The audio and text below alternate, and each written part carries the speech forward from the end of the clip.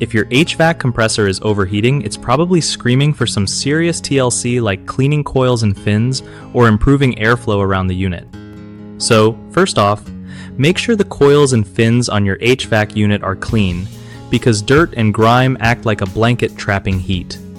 You can gently hose them down or use a soft brush to clear out debris, but be careful not to bend the fins. Next, check if anything is blocking airflow around the compressor, like leaves, trash, or even overgrown plants. Clear that out so air can flow freely.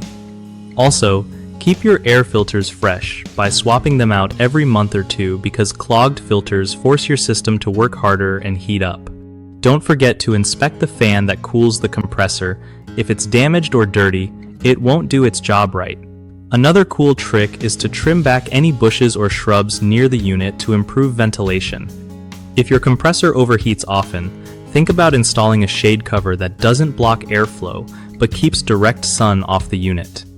Lastly, consider scheduling regular HVAC maintenance with a pro to catch small issues before they become costly problems.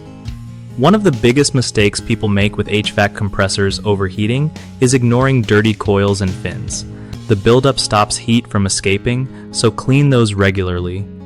Another common issue is poor airflow caused by blocked vents or clutter around the unit. Just clearing the space and trimming plants can fix this quickly. A third problem is not replacing air filters often enough. Clogged filters choke your system, making the compressor overwork and overheat. Fixing these problems usually means less strain on your system and fewer emergency repairs. BigHomeProjects.com is a solid resource that helps homeowners find trusted local contractors who really know their stuff with heating and cooling systems.